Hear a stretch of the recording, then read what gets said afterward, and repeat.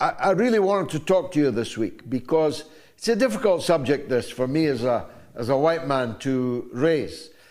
But I saw this House Negro head of AFRICOM, a black African American, threaten to kill the great leader of Burkina Faso, Captain Ibrahim Traore. And it made me so mad, I reached out for Nico House for a point of view on it. Did you see it? And what do you think of it? Yeah, absolutely. First of all, let me say congratulations, George, on all the success that you've been having.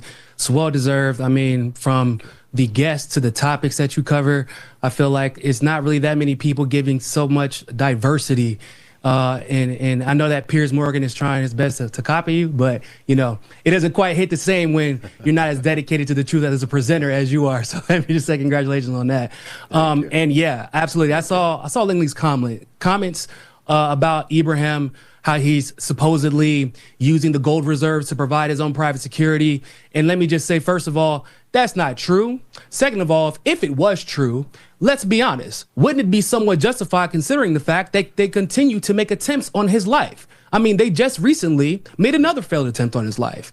That's probably why they're upset and why they're now going out of their way to bring it to the attention of the national public to try and create this narrative, not unlike what we saw happen with Libya and Gaddafi, because Ibrahim has had that type of impact in West Africa when we're talking about not only uplifting Burkina Faso, but then uniting West African countries like Mali and Niger so that they can combat Western imperialism and the NATO allies that try to oppress them. Well, that's right. His own bodyguards were offered $5 million to kill him. Now, it's no coincidence that the money involved was dollars. The United States and France are determined to do to Captain Traore what they did to so many others.